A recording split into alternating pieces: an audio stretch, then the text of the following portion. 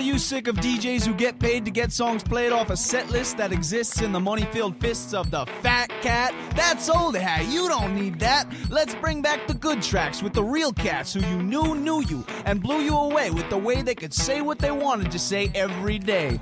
Let's bring back the good old days when cruising with the tunes in the afternoons was in, and human beings were human beings who loved the simple things, not being rough, tough, or rich enough to buy all that stuff. When people drove with their windows open and listened to music and had good times rolling, and they loved singing with the radio. Singing with the radio.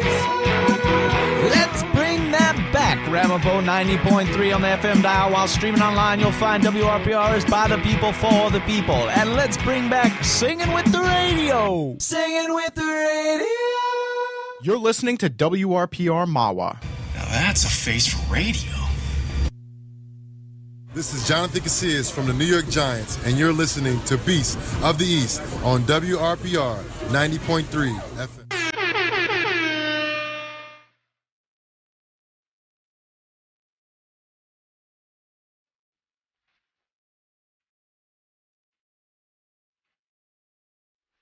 Well, thank you, Jonathan. We are most certainly the Beast of the East. Ryan Morrick, Scott Thompson, Dean Roventini, here with you on WRPR 90.3 FM Mawa, right here on this Tuesday, December 6, 2016. Does anyone know what's wrong with the this world? This board? The world? No, the board. What do you mean? Everything's off. Nice going, Captain. Oh, okay. Wait, what happened? I don't know. Everything's off. I thought so. I can't hear myself talk. Oh, it's Well, off. How about? Oh, wow. You can hear me now. Okay. Jeez. All right, so But all these labels are off. I mean, I know which one is which, I can but see that they're on though. they're all on and they're all working. Is there like a lighting thing you can touch? I mean, I could fix that there, but I'd rather not do it in the middle we're of not the gonna show. I'd rather just do it later. I agree. So, I don't know. I'm not going to interrupt the show. You know what I mean? No, yeah, we do. We do. All right, just checking. All right. So, Do you out there know what we mean? no, they don't have a clue. Basically, all of the labels on the board are off, except for phone 1, phone 2, and that's pretty much So it. call in 201. Yeah, call in 201-825-1234. Maybe you can get it fixed for us. But seriously, if you want to call in, feel free, because we have a lot to talk about. The Jets, the Giants, and we're going to touch on baseball for a little bit. But first, we have to start with the New York Jets, who last night, they're a bad team, but last night was the most miserable performance we have ever seen. And we saw it live. And we saw it live to make Yeah, matters To worse. make matters worse. From the 300s. From the 300. The two streakers were about all the excitement for the home team. And they had more yards than the Jets. That's a good joke. Thank you. They actually did run the length of the field. Credit for them. They made Yeah, it then they got Credit. rocked. They didn't have a plan. No, you have to have They a didn't You No. got to at least juke at least two people out. No, at least. one kid got rocked right from behind from a state trooper. Exactly. That was so... Peripheral vision. I hate people who run on the field. It makes no sense. It makes no sense. It's Makes not zero worth it. sense. I actually Googled last night some stories, people writing their first encounters about it. Some guy from Citi Field got banned from Mets games for life. How do they check that though? How do The they check name. what? Probably the name. You have a name on your ticket? Well, Sometimes. your name and face are probably in the stadium's computers. Yeah, so it's like, And if you buy, like, let's say you buy a ticket under your own name, yeah, you then Well, you're. unless you do maybe it. you're not allowed. Like you go on. I don't know. I just would then like again, to know. You're I'd right. like to know the process behind it. If there's, It's probably- I mean, I'm sure if someone, like, let's say I was banned from Yankee Stadium and Dean just gave me a ticket, the only way they would know is if they recognize my face, Yeah. because I didn't buy the ticket under my own name. But there also has to be bigger consequences too. If you get caught, If you get Yeah. caught and you're banned, like that's not good. Yeah, that's probably worse. So it's like they're probably, you know what's funny? It's probably easy to get back in there, but it's like if you do get caught, Then you're Yeah, because you're really in trouble. well, first of all, if you go on the field, that's trespassing in itself. yeah. So then you go to an like area where you're banned double again. trespassing. That's trespassing again. It's not worth it.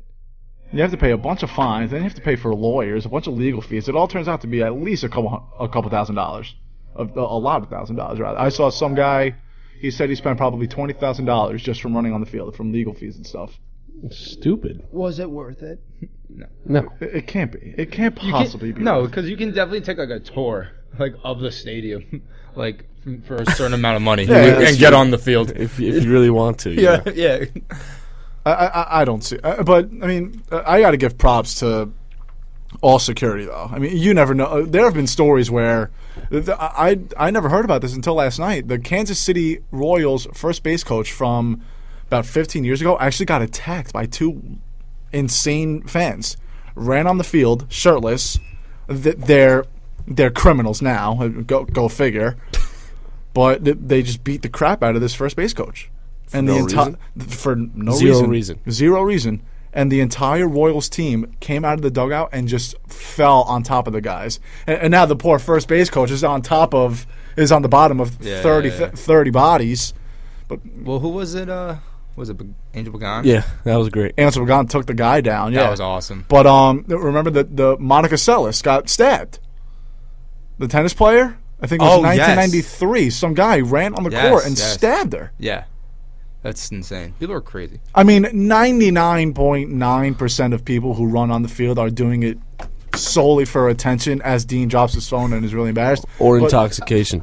Or intoxication. But Clearly intoxication last night. clearly intoxication. But that's the thing. How often do you see a guy? Well, last night you said that was the first time you ever saw someone running on the field. Yeah, that was my In first. person? That was my first in in-person person, yeah, me encounter. too. Yeah. There was one time where it looked like someone was like running for desperation. It was the game where A-Rod hit the walk-off against the Red Sox in the 15th inning when it was a 0-0 ball game. And this woman, I don't know how old she was, but she looked like she was running for something. It looked like a fever pitch. Remember when Drew Barrymore runs on it looked like she was just running to something. She looked like she was just in a straight-up panic. But last night, these guys are waving their shirts around. They had body paint. Their shirts are off, which is more fines because that's public nudity and streaking. Does that count as public nudity? If it's not yes, because I don't know. there's, I mean... I can run around with my shirt on in the parking lot. Yeah, Why can't I do but- it I just inside did a it today. but there's something that goes along with it, though, I think. But every time, it just looks like some idiot who wants to get a rise out. Yeah. I mean, good for them. They got the loudest you're- applause of the night. It was. I just hate people. Like, why do that? Except If for I were an us. athlete, I would hate. If I were an athlete, I would hate it. I'd be scared. But of like, it. Like Angel Pagan. Yeah. Especially even Bryce Petty coming in. You think he didn't hate it? It was right Yeah. after his that first too. play. That too. Yeah. That's What gotta would be they say annoying. if Petty comes in? We're running on the field. That was my first thought. I And guess. I actually thought to myself, because I was looking around, and there's like probably a security guard every 10 yards throughout. And I literally, a minute before they went on the field, I just thought to myself, and I wish I said it, because then you guys would be like, oh my God, Ryan, you called it. Because, I would have felt like the man, but whatever. Side note. Self-esteem. But, exactly. But I was just thinking to myself, like, how do you get by security? And I guess security sitting right just there, it's gotta gets be- caught off guard for a second. I and feel then- you can get away from it in the initial, but then it's like, wait a minute, you can't get away from because they all Because are then they just come from- closing on you, yeah. There's no plan. And those guys last night, You have to have a little bit of a plan, but like there's no plan. You can't get out. What are you gonna do? Hop that 20-foot plus Wall, yeah. wall after you run onto the field, and Yeah. then try to run out? and all the openings, like you can run out somewhere. Like there's officers, like there. There's always officers there. Like you know what I'm saying? Like the tunnels, there's officers there, so you're not Yeah. getting anywhere. You're literally not good. I actually saw a video, I think it was in Houston, of a guy running on the field. Went on the field, juked out everyone, wound up on the upper deck somehow. Not upper deck, but I was gonna say what? you have to watch it. He was climbing fences, and I don't know. It was pretty cool. But let's get back to the Jet game, because That was the Jet game. that was a Jet. But outside of the two streakers, last night was an utter disappointment, and I don't even know if I want to talk about the game itself, because I keep seeing a bunch of Jet fans just saying this team is a disgrace, blah, blah, blah.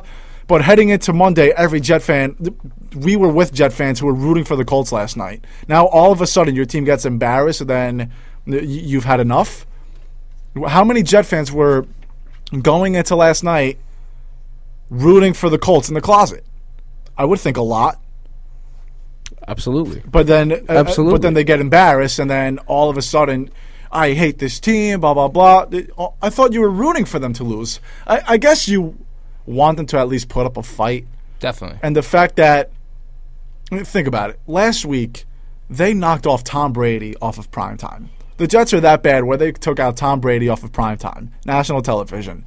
This week, you go on national television, you get embarrassed. And yesterday, when Todd Bowles said they got their you-know-what's kicked for the first time this season, he's actually right. Because how many times were they just embarrassed? They were embarrassed with their play, but the scoreboard last night was the worst that it's been. And he said it perfectly. Last night was a pure embarrassment. And there's not much you can say. There's not much you can say. You and I kind of felt the tone when we first got there. You watched that first drive and how awful it was, and you immediately... And how open T.Y. Hilton was every play. You immediately heard the boos. Oh, yeah, the Jets went 3 and out, and Fitzpatrick got booed off the field. And in the back of my head, I'm like, here we go. This is going to be absolutely awful. And they scored in... I don't even know how many plays, maybe 5 or 6. So that's when Scott and I went into the aisle of and the second to last row up in 332. We wanted to make someone dance and smile because it was awful. I mean, it was so bad, and you felt it from the beginning. You felt the aura around the stadium immediately. You're supposed to have that game plan on that first drive, and you go 3 and out, and you just see Fitzpatrick walk off. Again, just awful. 5 of 12 he went. He threw the ball 12 times. That's all he did. Yeah. I think that loss to the Patriots the week before, I think they just checked out from there. I think that loss, they wanted to make some sort of a statement, beat New England, and then once they realized that they couldn't beat New England, then they just said, what's the point? Let's collect a paycheck, which is what some people, Ryan Fitzpatrick and Darrelle Revis, have been doing all season long. Oh, and at times, Sheldon Richardson and Mo Wilk also. But yesterday was pathetic. It was absolutely pathetic. And what's even more pathetic is the fact that after the game, Bryce Petty comes in the second half, something that I had a feeling would happen, and I saw Fitzpatrick without his helmet on when they came out of the locker room. What doesn't make sense to me is that Todd Bowles said after the game that the plan was that Bryce Petty was going to start the last 4 games, win or lose. What? He said that was the plan entering last night, that Bryce Petty was going to start the last 4 games, win or lose. So, A, what's the point?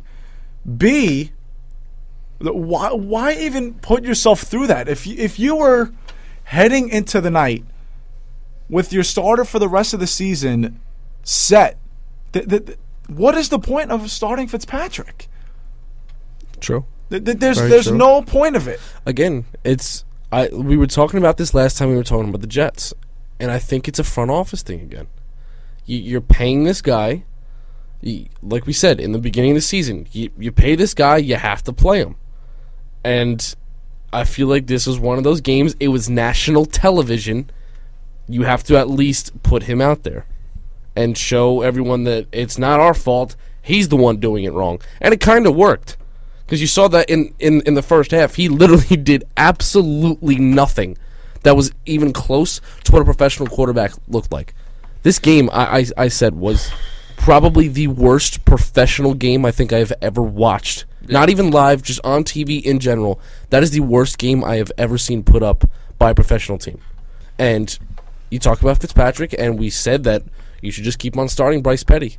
But I think because it was on national TV, and again, because you have to pay him, that's the reason why. And all this talk about Fitzpatrick's the best option, and then you say that Bryce Petty is going to start the next 4 games. And then Todd Bowles is saying that he doesn't care about the big picture. He wants to win. Wouldn't you have just saved yourself from all of the heat from the media if you started Bryce Petty? Because you keep on saying that Ryan Fitzpatrick gives you the best option to win. At least if Bryce Petty starts the game, then you have somewhat of an excuse for losing 41-10 last night. I mean, 41-10 isn't really on Bryce Petty or Ryan Fitzpatrick, who scored 3 touchdowns. Dwayne Allen scored 3 touchdowns in the first half last night. It's But- a bad team. This is a bad team. And why does he have to open his mouth? Like, why does he have to say that? Why did he have to say Bryce Petty was planned to start the next 4 games? Yeah, Why did he say that? that was not smart. No. He should have said. This guy's not a smart guy. He should have said Bryce Petty is going to be the starter from here, or at least wait a couple of days. Say from here on out. Absolutely. Yeah, but you from can't here say on that out. that was your plan. How long is That's that something Terry Collins would do. Honestly, that's long- something Terry Collins would do. How long has that plan been in place? Yeah, exactly. Has it been since week 8? Fitzpatrick said he had no idea. BS. BS. probably He's been didn't. sitting here. He'll probably say, "Tell me, I don't care. Tell me again. I'm collecting a check. I honestly don't care.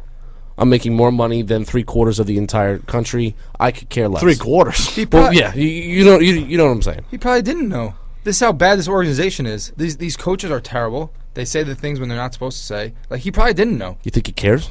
Did he have No, he any, probably any doesn't care care when he anymore. said it too? Does he that- have any care on the sideline at all? That's why Bryce Petty should have been in the game, but because it was on national TV, and again, Yeah. the front office needed to show everyone that it wasn't their fault for signing him. He had to go out there and prove to the millions watching, live and on TV. All 8 million of them, by the way, which is one of the worst games on Monday Night Football this year. Well, it's A, Jets, Colts, and B, it was a It did outrate everything else except for the voice last night, though. I did hear. love the voice, but to show him that it's not our fault. It was his, plain and simple. And now, because of his performance, now we can go forward and say, You Bryce really Petty's think our the quarterback. Jets wanted to show everyone that Fitzpatrick's actually bad? Underlying, yes, yeah, because it's not on them. Wow. It's not really on them. How would you feel? You sign a guy to $12 million, but be like, okay, this is what he did last year. That's why we signed him. I feel Yeah. like I wouldn't have the heart to just think to myself, let's start Fitzpatrick so the world can see would. that. It's a business. I would. And he's not your problem anymore after this year. Exactly. So you're getting paid $12 million for 1 year. Prove to us that you deserve to even stay in the league, let alone on our team. Last night, no one's going to sign him. It's going to look No one's great gonna for sign him. Look what we signed him back. He did terrible. Not our fault. We saw the year he had. And now we're going to go draft a top 4 pick. What are you? What? Do you believe in Bryce Petty? What happens if Bryce Petty somehow goes 4-0 in these next 4 games? I'll lose my mind. I will lose my mind. That would be But then at the same time, But this team is bad.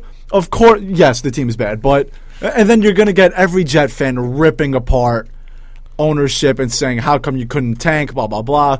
Do you really expect Bryce Petty to go out there and complete 40% of his passes and lose on purpose? Do you expect them to they throw play? the game? They play No, because- San Fran next week, That and could easily be one. But they're that bad, though. Like, I think Kaepernick can... Kaepernick is starting, by the way. He is, Kaepernick's I know. good. Kaepernick is good. I think he's got an awful He's better team than on him. anyone He's the Jets have. he's athletic. He's a great athlete. I would love for Colin Kaepernick to be my backup QB. Oh, of course. Backup, not my starter, my No, backup I know. QB. I'm not No, even you're right, joking. though. No, He's got a bad team in San Francisco. I would love to put him in garbage time, or if my guy gets hurt Absolutely. and can't play a week. But, Love that. But now here's the thing, though. If the Jets go 4-0, as a Jet fan, you're upset because it's back-to-back years where you have if they go 4-0, then they finish the year 7-9. That's back-to-back years where last year was the worst case scenario. They went 10-6, missed the made the playoffs, and got a bad draft pick. That draft pick turned out to be Darren Lee, who has been the leader for this Jets team since last night, which is pathetic. How you have a rookie going on radio shows and bailing everyone's rear ends out. Pathetic, but Darren Lee has turned out to be an excellent draft pick for them, has turned out to be an excellent defensive player, but that's not the point. The point is just everything went wrong for them last year. And now, obviously, Jet fans want a top 5 pick. They want Jabril. They want Deshaun Watson. They want somebody.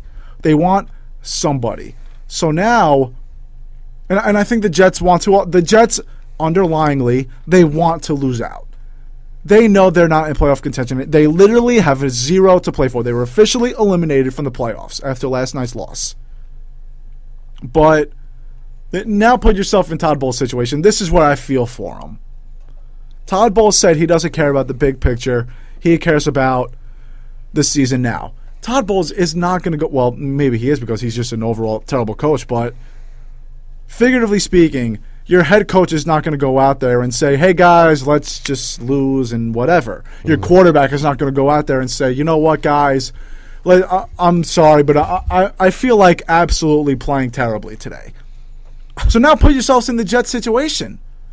They have to tank, but they're not going to tank, if that makes any sense. No. So, but everyone in the world, including the Jets, they want to lose out, but they can't just... This is why I hate tanking. I feel like if you're going to just lose out, I honestly think there should be a monetary punishment. I think you should pay some sort of fine and say, hey, we want to lose out. Here's X amount of money. It has to be something. Especially with the NFL ratings going. It'll never happen. I mean, I know it'll never happen. I know it'll never happen. But Sunday, who is really going to watch the Jets and the 49ers? Jets fans. Really? Uh-huh. I don't think so. You want to know why? How bad Because can Bryce Petty's playing? How bad can we really get? That's why I want to watch. So they're just going to fall in love with their own misery? They just want to feel that sadness, basically? I would. No, that actually makes sense. I want to see how bad we actually are. That's why I watched Week 17 against the Eagles last year. How bad? I also watched that for. I watched that for Coughlin, kinda. I didn't at all. I also watched it because I was legitimately rooting for the Giants to lose. Coughlin walked himself out of that job. He could still have it right now, but I'm not going to go into that. But how bad can we really be? That's why I would think you want to watch it. But the whole thing of losing out, obviously. The NFL draft means tons more than every other draft. Honestly, it really does. You don't see a lot of players being traded around the NFL, like, say, the NBA or the MLB, which we'll talk about later. The NFL is where every single draft pick counts. Every single draft pick counts, and fifth-round picks and sixth-round picks are very valuable. Second-round picks, exactly. Second-round picks in the NBA, some pan out, but how many really do? Not a lot. Exactly. Except for Isaiah Thomas' last pick. But I saw that. You didn't know that? That's a good stat. But it's hard, and that's why last night, seeing there and witnessing it too. Obviously, we weren't Jets fans, all of us. I was embarrassed to be wearing a Jet jersey that night. Seriously. And for the diehard fans that were there, and you could see it there was misery. There was probably a few diehards there that were possibly crying. It was that bad. That was the worst professional outing I've ever witnessed in my life. I don't even blame Dean. We were ripping on Dean for fun last night because he was wearing a Colts jersey and just ragging on everyone. But seriously, I wish I wore a Colts jersey last night. And I said to myself, I was like, you know what? I'm not going to wear my Broncos jersey. I'm not going to wear a Giants jersey. I'm not going to wear my Bucks jersey. I went up to George and I said, do you have a Jet jersey? Unfortunately, he only had Darrelle Revis, and I can't stand Darrelle Revis, but I said, you know what? I'm going to be a nice guy. I'll wear a Jet. I wish I wore anything else. I was embarrassed to wear that jersey last night. I was. And I can't even imagine what true Jet fans feel like. I can't imagine what the Jets feel like, because last night was the worst performance I've seen out of them probably ever. New York Giants suffered their first loss in about a month and a half. They fell to 8-4 after Sunday's loss against the Pittsburgh Steelers. So where are the Giants in the minds of us? Where are they in the minds of other teams in the NFL? We'll talk about it right here on Beast of the East on WRPR 90.3 FM.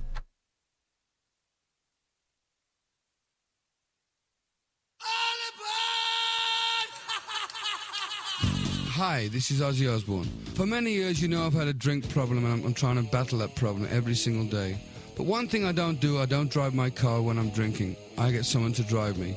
Do not drink and drive. It's the stupidest thing. If you drink, just don't drive. Not only are you going to hurt yourself, you may hurt some other person, and you wouldn't want that on your conscience, would you? A public service announcement brought to you by the U.S. Department of Transportation, RAD, the National Association of Broadcasters, and the Ad Council. Perfect. It's on both. Hey, parents of children with asthma, here's another hit from the Breathe Easies. Don't smoke in the house. Don't smoke in the house. Don't smoke around the kids in the house. Don't smoke in the car. Don't smoke in the house. Don't break my heart with your secondhand smoke in the kids who can trigger the asthma. Preventing asthma attacks can be as simple as making your home and car smoke-free zones. For more Breathe Easy tips to help stop asthma attacks, go to noattacks.org. Brought to you by the EPA and the That's just some shit that you don't do. I'ma stay right for my real. That's just some shit I'm gonna do. Go to commas. All right, so Dean. Yeah, man. You're the witness. I'm the witness. Scott and I just made a bet in the break. The bet was. Wait. Actually, we'll talk about it later. First, I want to talk about the game on Sunday, and then we'll talk about that. And then we'll talk about heading into Dallas on Sunday. Oh, okay. All right, turns off. Time to talk Giants. Brandon just texted me saying, "Good song to come back to." Of course it is. That was probably that's by far my favorite Future song. Not a shot. No. I'm not allowed to say it on the air, but I have a favorite song. That's true. Cool. Yeah. I listen to Pandora. Okay. Future Pandora? No. No. Don't worry about it. All right. Go ahead. All right. So, Giants Kelly Clarkson lost on Sunday against the Steelers. They fell to 8-4. That game, I said it heading into it. I said that game was going to show a lot of who the Giants really are, and it did. It seems like their only offense is Odell Beckham. Eli Manning is not he's not at the level that he once was. The offensive line is bad. The defense still played well. But at the end of the day, they're not a good football team. They're not a good football team. They're not a top 10 team that everyone thought they were. No. Based off of their record. And we were talking about it last night, of course. We're sitting there in jet ski talking about the Giants last night. But like you said, they're an 8-8 team that's basically fooling everybody.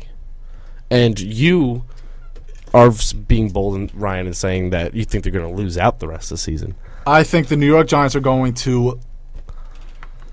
I think there's a really good chance they're going to lose out. My official prediction 1-3 is 1-3, but I will not be surprised if they lose out. Actually, I don't even know. I don't think I'm going to predict 1-3. I really think I'm going to predict an 0-4, an 0-5 finish to the season. No, I really do. Well, we could talk about that a little bit later. Yeah, no, because I want to talk about the game first before I get into.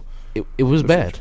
It was very bad, and we talk about how every week is a statement game. But if there was one that you could really pick out to say what was this statement game, it was going to be this one. If you were looking at the schedule and what they had, you were going into a always tough environment in Heinz Field with this big 6-game win streak that you're constantly talking about for the past 6 weeks over and over again.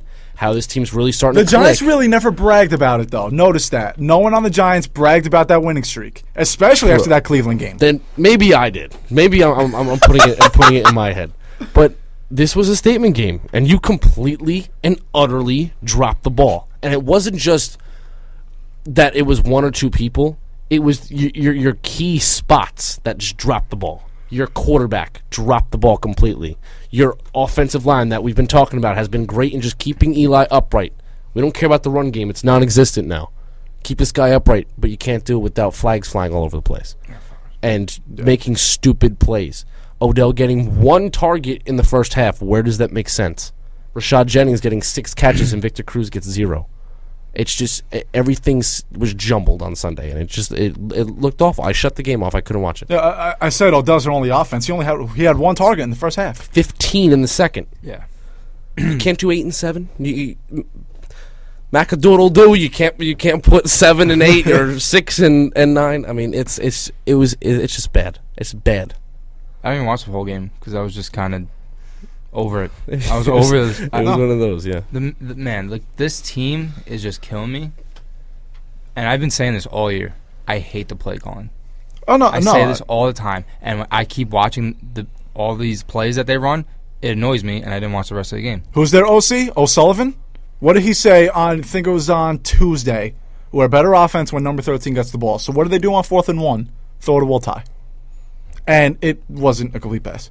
And what do they do when they're at the 9-yard line? Not his fault on that 4th down play, by the way. Who, Eli? Or not Eli's fault trying to get it to Tye.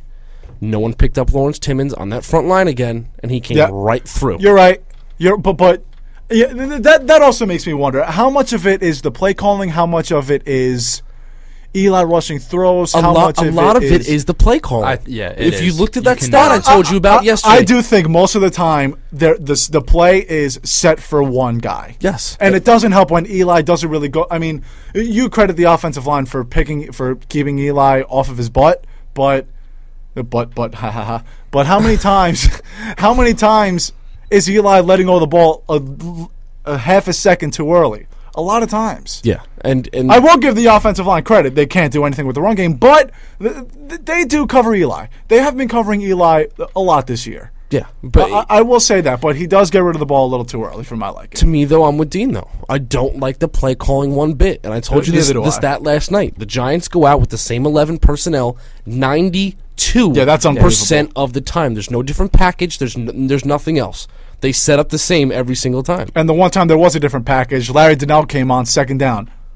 It was when they were at the 9-yard line. I turned to my brother. I said, I guarantee you this ball's going to go to Larry Donnell. It does. It gets intercepted. And even if it was a lob throw like it should have been, I forgot who the safety was on that play. I think it was that rookie. He was probably going to intercept it because he was right on. He wasn't right on Donnell, but it was Burns. Artie Burns. Yeah, that's what it was. He would have gotten the ball. He probably would have gotten the ball, or at least made a play on it. It's awful. It's awful play calling for a guy whose offense was looking great these past 2 years. And it makes zero sense to me how you have a better offense than what you did last year, and you can't do a thing with it.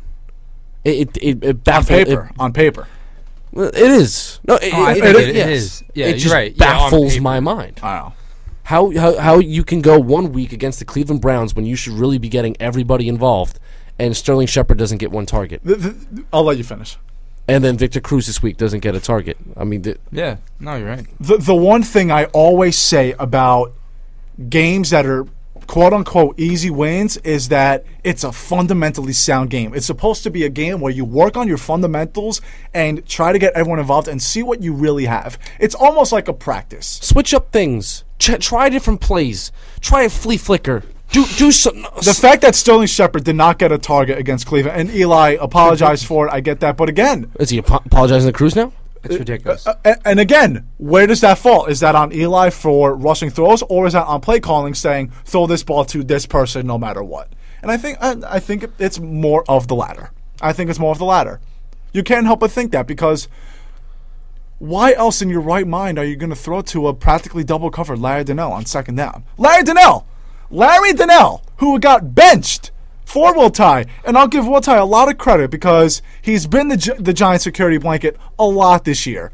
Security blanket's a little bit of a strong term. Yeah. He's not their 3rd and 6th security blanket. Well, sometimes he is. He should be the 2nd and 7 security blanket to get down to 3rd and 1. He should be the 2nd and 4 security blanket to get the first down. He shouldn't be your 3rd and 7 security blanket. And Larry Donnell sure as hell should not be your 2nd and 7 from the 9 security blanket. No. What are they doing? They got the ball to the 9, the 3, and the 3. They got to the 3-yard line twice, and they got 0 points out of it. That's Eli from last year for you. Get all the way down the field and get you all hyped up for something bad to happen. Plain and simple. It was Eli Manning from last year that I kind of saw. I'm just done being an Eli apologist. I mean, I get the fact that we were saying, I was saying last night when Fitzpatrick got booed out of the first 3 and out. I just said to myself, imagine being Fitzpatrick getting booed after your first 3 and out. Yeah. And then you have to make a quarterback change. I mean, am I very lucky to have Eli Manning as the Giants quarterback for 12 years? Am I very lucky to have only Eli Manning as a quarterback for the Giants for the last 12 years? Yes, and I'm very thankful for the 2 Super Bowls that he gave the Giants, and I was beyond excited for both of those, but this is what it's like being a New York fan. What have you done for me lately? Exactly. I always rip on New York fans for instant gratification, but now enough is enough. You can't go from having your 2 best statistical seasons on paper to this. You can't. Yeah. And Eli is still up there in statistics, which is the only reason why this whole mystery of whose fault is it, to me, it falls on play calling. Yeah. Because he's still putting up the numbers, but didn't they run the ball on 3rd and 5? Somehow it worked. Yeah. Yeah, I was literally. They ran the ball on their own 2-yard line on 2nd and 14, I think. So, it's it really did baffle my mind how you could throw a ball 39 times and manage to get only 195 yards out of it. It's pathetic. And the fact that O'Sullivan said 13's better, the offense is better when 13 gets the ball. That's not how it works. Obviously, it is. It should work when you split it up 8 and 7 in targets, not when you split it up 1 and 15. But watch the. I think you're gonna get the message when a guy gets force fed. When a guy gets 15 targets and a half, they're gonna pick it up. Obviously, but what does that mean? So he's obviously getting that targets, and it should be opening up holes. And if you watch, Cruz and Shepard do get open. Eli's eyes are, and then that's when it goes to Eli. Where's Eli's eyes at constantly? Or is he being told to look that way? This is where there's a lot of mystery behind it. Yelling in his ear during the play. Are you allowed to talk to your quarterback during the play? It gets shut off. Yeah. It gets shut off. I would. I actually didn't know that. It after the play is deemed dead and the ball's spotted, it comes back on, and then I believe once you break for the huddle, it gets shut off again. Because they're not allowed to say, smart. "Look, this is your mic." Imagine, you have to look at that. Imagine the coaches did that. Yeah. Well, you'd be having robots at the helm of your offense. I wouldn't like that at all. Yeah. And that's where that sets up. Peyton Manning wouldn't have had a career if he did that. But anyway, Sunday scared me. It did. Sunday scared me. Sunday showed me the true colors of this football team. I expected a loss. I did not expect that kind of loss. I did not expect a 7. Well, they actually put up 14 because Sterling Shepard got a garbage touchdown, but I didn't expect that. But for me though, it wasn't really the Steelers beating them. To me, it wasn't. To me at least, it wasn't. The Giants beat themselves. I expected the Steelers to win because they were the better team. I did not expect the Giants to lose because they were the worst team. The Steelers aren't, to me, the better team though. No, I agree with you. No, I was just gonna say that's a I agree debate. with you. No, I thought the Giants were a better team. Coming in, I thought they were. They were honestly, the defense was doing great. Mm-hmm. You held Antonio Brown to 6 catches and 54 yards on a garbage TD where Leon Hall ran to the other side for no reason. It should have been a pick, plain and simple. And Antonio and Jenkins, yeah. Jenkins played great. The ball was thrown perfectly, and it's Antonio Brown. That touchdown, I can completely erase that from my mind. You held a guy who gets at least 80 yards a week to 54 yards.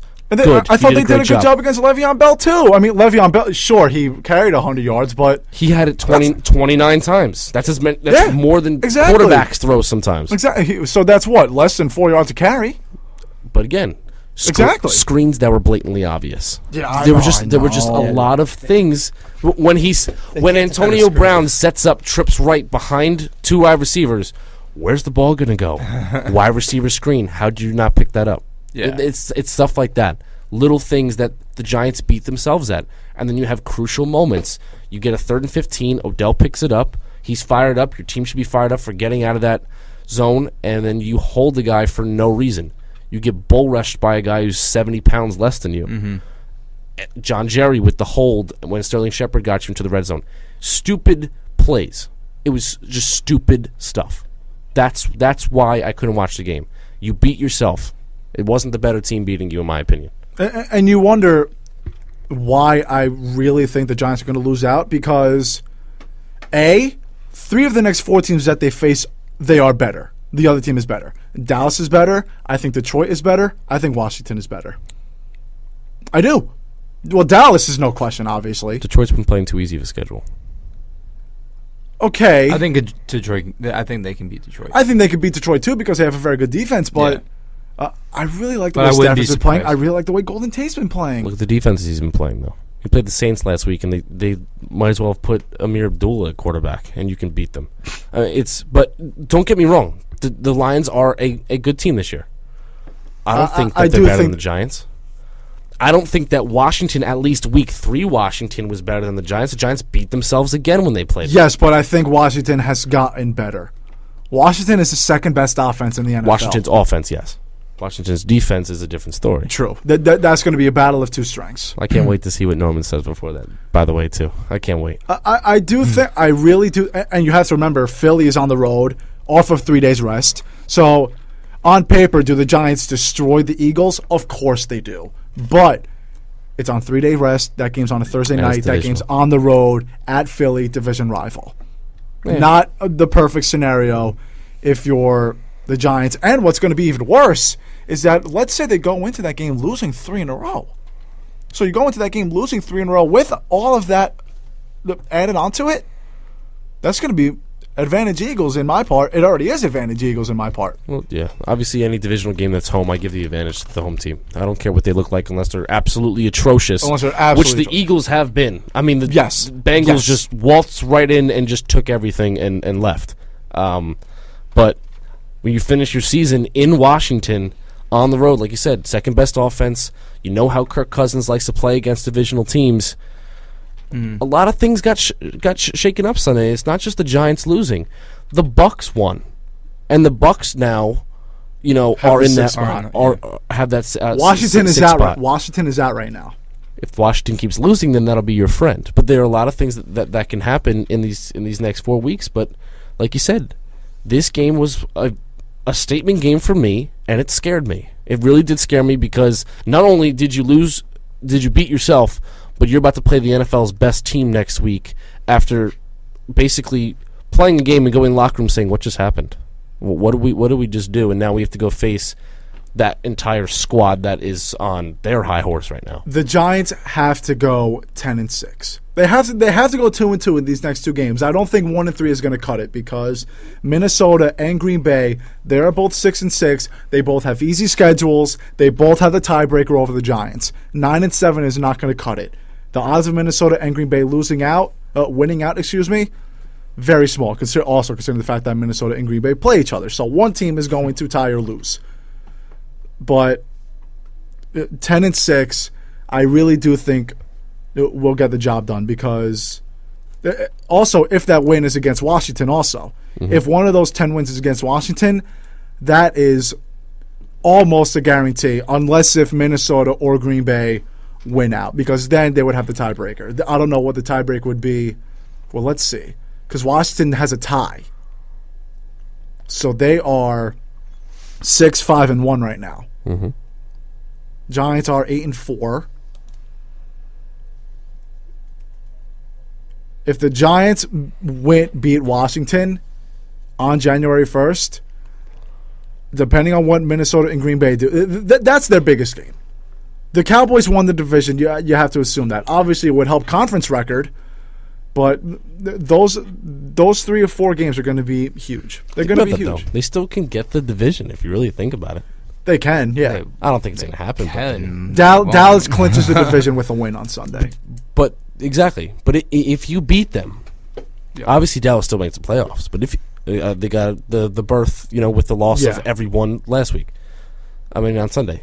But if you beat them on Sunday, not only does that revitalize your team, but think about playoff wise. Then you are 3 games back with 3 to go. No, I'm not even talking. Right? I'm not even talking about taking. No, you're 2 East, games though. back with 3 to go.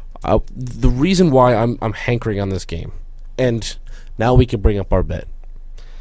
I really think that the Giants are going to win on Sunday. Why? Because it's not only did you want to prove to the entire world that you were an actual team, because they've been being doubted all season long, and you just completely dropped the ball. Now you're coming in. It's on your home turf. This is your division rival. Don't care about the Eagles and the Redskins. This is the Dallas Cowboys coming into town. Your biggest rival. I've been there in person. Like I said, season opener, year after the Super Bowl. It is the so have I. Next to Yankee Stadium was the loudest I've ever heard a place.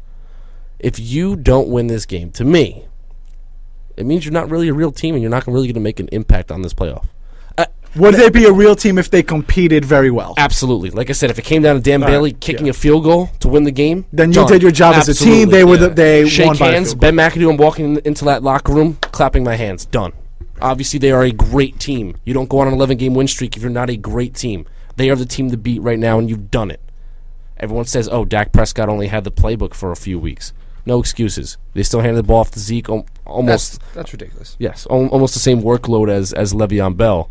And you have Zeke coming in. I honestly think that the Giants can really pick it up because they beat themselves against the Steelers. What you saw in Week 1 against the Cowboys was them playing fundamentally sound football with a little bit of, here and there issues. But look who got involved.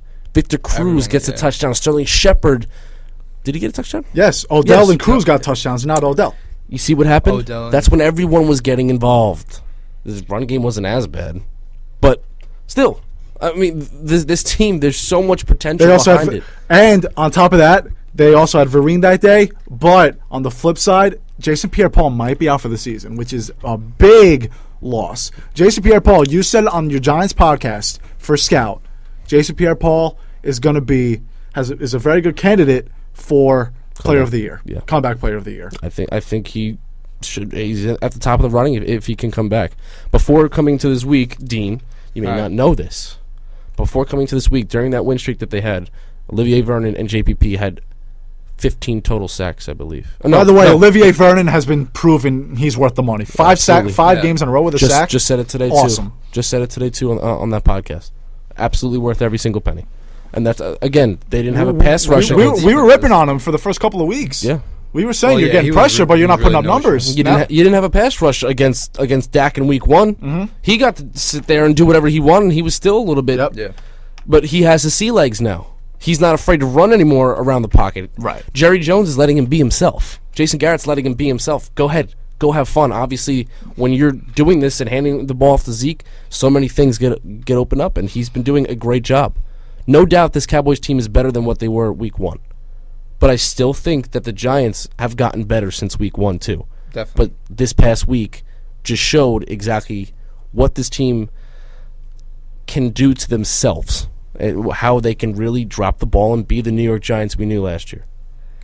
This game is also huge just for the fact that then you have to, let's say they go 9-4, then you have to win one of your next 3. Exactly. And I think their best bet to win is their best bets to win rather are Detroit and Philly. And I'm leaning more towards Detroit, even though that they are the better team than Philly. I'm just leaning more towards it because of all of the things that come along with that Philly game. That game just scares me a lot.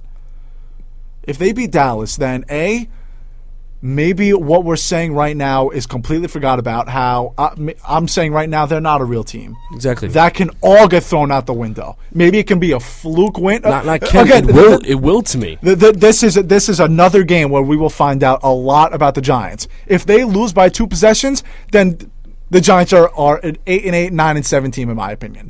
If they can at least compete, if they can win. To me, they are absolutely a playoff contender. I think that's why, to me, that's why they have to do it. Prove to the world that has been doubting you since day 1. I don't care if it's SportsCenter or NFL Network. Colin Cowherd's been saying it since week 1, too. The Giants are pretenders. They are pretenders, plain and simple. He called them the Clemson of college football last year. How Clemson waltzed their way in and then got destroyed by Alabama. Also by Alabama. Exactly. So, it's something that I think needs to happen, and they really need to step up on your home turf. It gives you a tiny, tiny little bit of momentum, but if they did what they did to start off this game against the Steelers, I'm going to shut the TV off again. Here's what's scary, though. Here's the Vikings schedule for the next 4 games. At the Jaguars, home against Indy. That's 2-0 right there. At Green Bay, and then home against Chicago. I'll give them 3-1. I'll give them a loss to Green Bay, and wouldn't be surprised if they beat Green Bay, especially with the way that the Packers have been playing. Packers have a better shot. They're home against the Seahawks on Sunday, then at Chicago, then home against Minnesota again, and then at Detroit. So I think you are better off with the Packers getting knocked out. You have to worry about the Vikings. And we didn't think it in week 4, but that loss is coming back to haunt them, and they probably don't even realize it just yet either. Baseball, winter meetings, very hot right now. Bryce Harper, is he now in trade talks? We'll talk about it right here on the Beast of the East. Don't go anywhere. You're listening on 90.3 FM.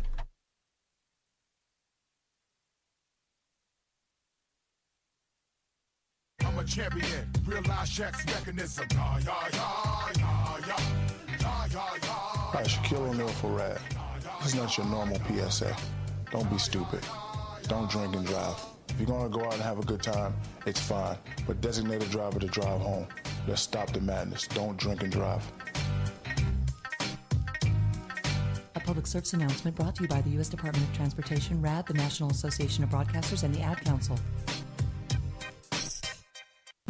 Hey, this is Flea from the Red Hot Chili Peppers for RAD. I'm here to remind you that drunk drivers are still a major killer of young adults in this country. So always choose a designated driver, and remember, music lives, you should too. Getting on in the state of Mississippi. Papa was a copper and a mama was a hippie. A public service message brought to you by the U.S. Department of Transportation, RAD, the National Association of Broadcasters, and the Ad Council.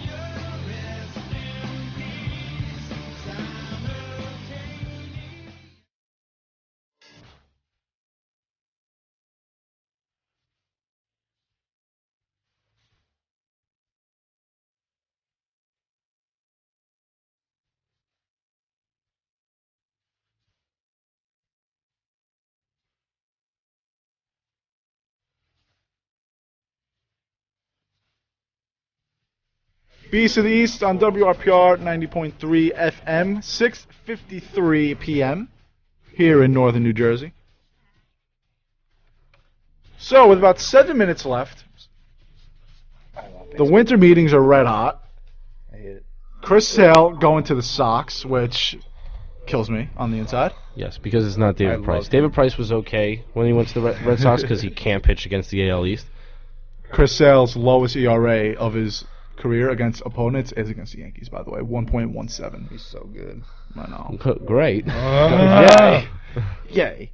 I heard Sandoval looks good. They just physically? They signed Mitch Moreland. Oh, they did sign Mitch Moreland. Yeah, Red Sox got Mitch Moreland as well. They're the favorites to win the division, no contest. But we're not going to talk about the Yankees.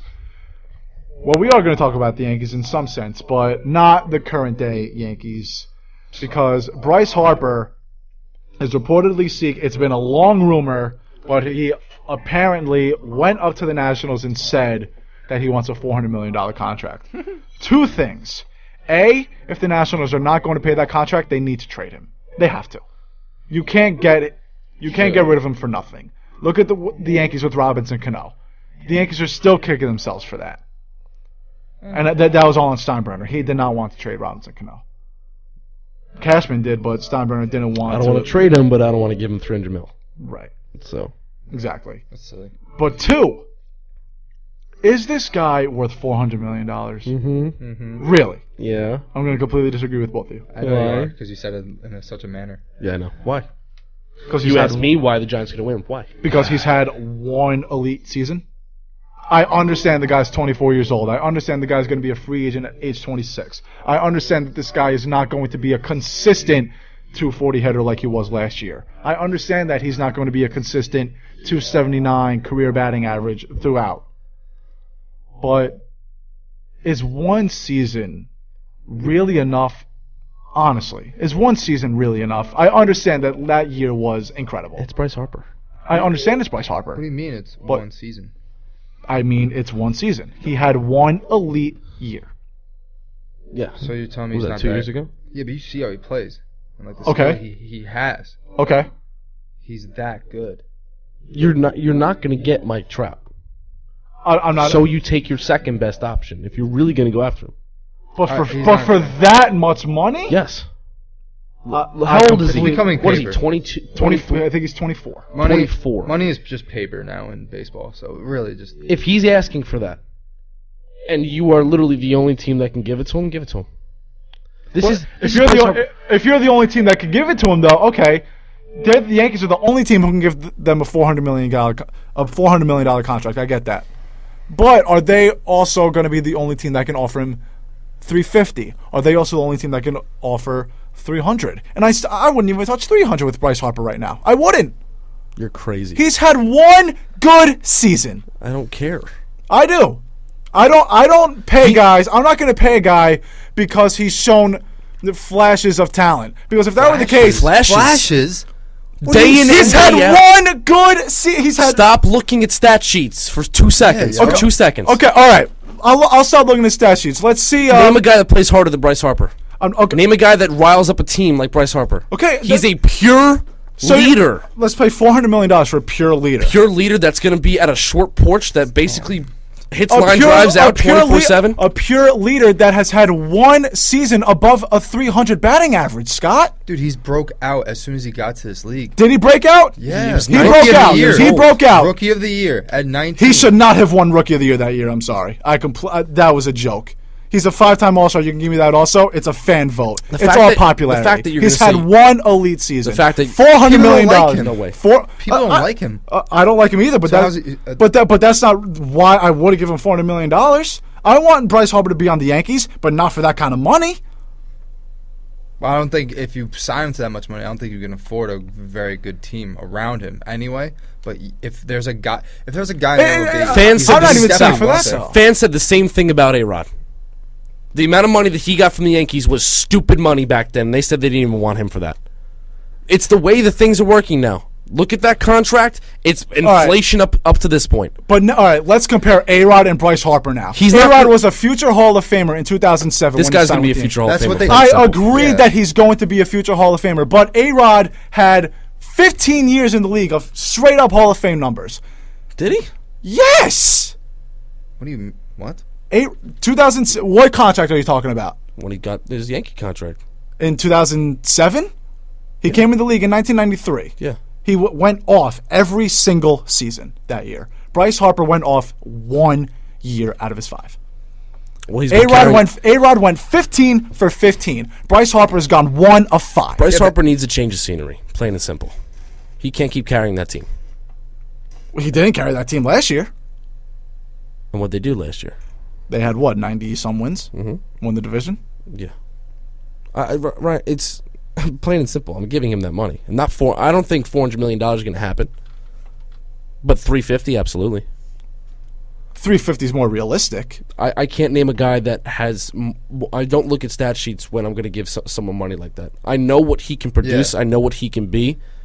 He plays his heart on his sleeve every single night. Yes. If you don't want a guy like that in your dugout, and trust me, when you change someone's scenery too, completely new story. He's going to go on a team with a bunch of young guys. So let's say he the next 2 seasons he puts up his career averages, which I think are 279, probably about 25 home runs, and about 80-something RBIs. Let's say he does that the next 2 seasons. You are still going to give a guy who is a career 275 hitter $400 million. The Yankees will. And I'll be the first person to come back here after I graduate and rip them apart. You signed Brian McCann to hit balls out of right field. That's literally what happened. If they don't think that's going to happen with Bryce Harper, they're stupid. Did it happen with Brian McCann? Stop. If he goes... Sorry. Did it happen with Brian McCann? No. But this is Brian McCann. We're not talking about Brian McCann. We're talking about a future Hall of Famer and a guy who's going to be on the All-Star team until the day he retires. 162 game average, 279 average, 30 homers, 82 RBIs. Weren't we just on this show last week saying that Yoenis Cespedes is taking advantage of the Mets because he's putting up the same exact numbers? Yoenis Cespedes last year had 30 home runs, 82 RBIs, and a 279 average. How old is Cespedes? Very, very close to it. How old is Cespedes? He's okay. You have a good point. He's 31 years old. How does he play? It depends. Lackadaisical. Yes. In his own world. Yes. This is a guy who was he would cut his he would open a vein if it meant the Yankees had to win that game. You're right. But I'm not going to pay $400 million to a leader. He's going to come on the team and literally hit 30 and 100 every year. And that's $400 million Does worth? average care anymore? Did you care if Curtis Granderson was batting 240 but hit 40-plus home runs? He wasn't hitting 240. He was hitting 210. And hit 40-plus home runs every year. But it was still an issue because he was hitting 210. That's not how the Yankees think. Okay, you say he's going to hit 30 and 100 every year. Is Absolutely. that $400 million worth it for 30 and 100? If you're getting $400 million, you better be doing 40 and 130. I'm sorry. It's the way money works these days. Now it's changing. It's inflation. It's changing. The same was said for A-Rod in 07. If he's going to hit 30 How and much 100 inflation is there? Because I heard a really good stat today. When A-Rod, and we don't have a lot of time left, A-Rod signed his contract in 2007. MLB was worth $5 billion. So he made $27.5 million. Now, MLB is worth $10 million. The highest contract is $32 million. obviously there's not a lot of correlation. And I understand inflation. I understand the dollar is going to get more and more expensive. Reggie Jackson's contract, I think it was worth $3 million. I completely understand that. And who knows, maybe the value of the dollar in 2 years, maybe $400 million will equal $250 million, whatever the case may be. I want you to think about it this way, though. The Mariners paid Robinson Cano $300 million. Do you think Robinson Cano is worth $300 million? Do you think Robinson Cano is worth $300 million? No, and that's why the Yankees didn't get him. And Bryce Harper do you think he's worth $300 million? No, I don't.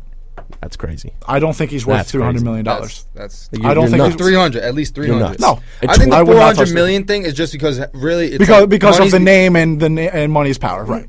Not that. It's just money literally is becoming paper in sports now. It's just it keeps getting higher and higher. Look, we look at the NBA. Look how Mike Conley. Can you name anyone that's worth $400 million in the league right now? No, if there's a person to get that contract, it's him.